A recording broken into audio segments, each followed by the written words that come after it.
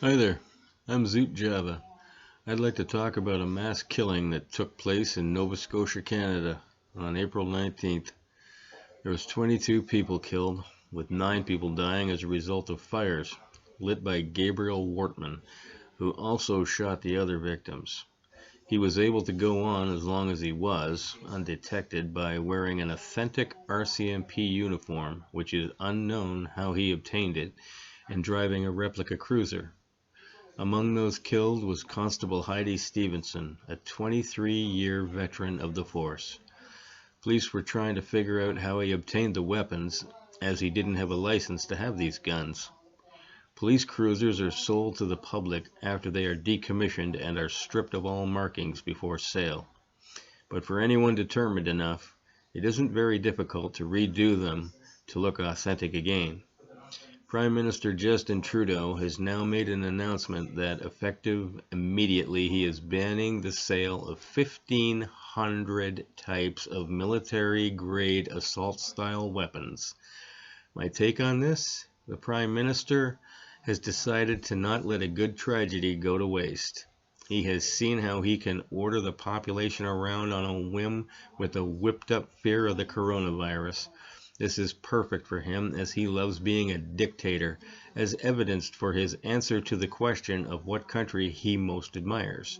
He replied, China is the country that he most admires, because being a dictatorship allows them to do anything that they want, such as manipulate their economy by turning it around on a dime. Military-grade assault-style weapons is the most vague interpretation to be able to toss out there in order to take away every gun from the entire population of Canada. Most of the guns in this list are not used by the military. The guns in question have basically been designed to appear a lot deadlier than they actually are. I know that people there are freaking out, for one, saying that I have no respect for the people who were the unfortunate victims. Well, nothing could be further from the truth, because I positively cannot stand violence. But taking weapons away from law-abiding people will not bring an end to this. Morons who decide to carry out a violent agenda are going to do it. They don't worry about the laws in the first place. If they did, they wouldn't wind up doing what they do. This insane character didn't legally obtain the guns that he had, and this was before Trudeau's gun-grabbing legislation. 9 of these people weren't shot.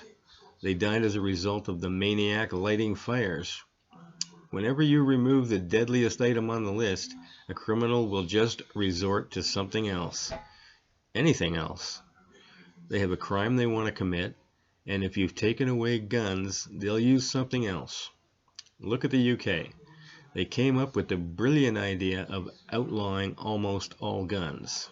There are exceptions, of course, but for the most part, they outlawed most guns. This legislation was touted as not only reducing the murders at the time, but almost guaranteeing that crime would all but disappear. Strange how London wound up with a murder rate higher than New York City for the first time in over 100 years, with their gun control to eliminate it. It just proves my point. It's the criminals that have to be eliminated. But in a society that blames everybody but the guilty, criminals have and will continue to laugh in the face of law-abiding innocent citizens. Why wouldn't they? There's basically no consequences for them. So the guns were taken away. Now London has an unbelievably high number of knife crimes, to the point that Sadiq Khan, narcissistic mayor of London, decided that a ban on knives is the answer. Now where did he get this idea from? It couldn't possibly have been from the government that banned the guns with an almost guarantee that all crime would disappear as a result now, could it? This is a cause for criminals to begin to get a tad more resourceful. They have also run into an increasing number of scumbag criminals tossing acid into people's faces, and an increase of innocent people being run over on the sidewalks by lunatics who have now decided on vehicles as weapons. Sound familiar, Toronto? Do you plan on banning vehicles to protect the public? They will use anything they can find to be an effective weapon. You name it. Screwdrivers, hammers. Look at martial arts weapons. They are mostly based on farm implements, as actual weapons were forbidden at the time that they were developed. Seeing as how people were allowed to have implements to use around their farms, of course. If Trudeau is so dead set against guns, then he should set the example and demand that the security guards who follow him around be fully disarmed. After all, what if someone were to attack him and one of his guards, say, were to shoot at the assailant, miss said assailant, and hit some innocent person, killing them? For this argument, I'll adopt a leftist talking point. What if they accidentally, of course, wind up shooting a child? Think of the children, won't you? Does that sound familiar? Because crime sinister Justin doesn't care about anybody but himself and his globalist agenda.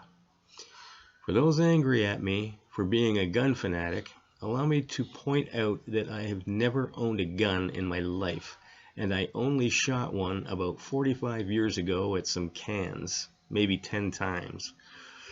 But if you watch our Prime Minister, you'll see he is actually presenting a threatening presence to the people of Canada.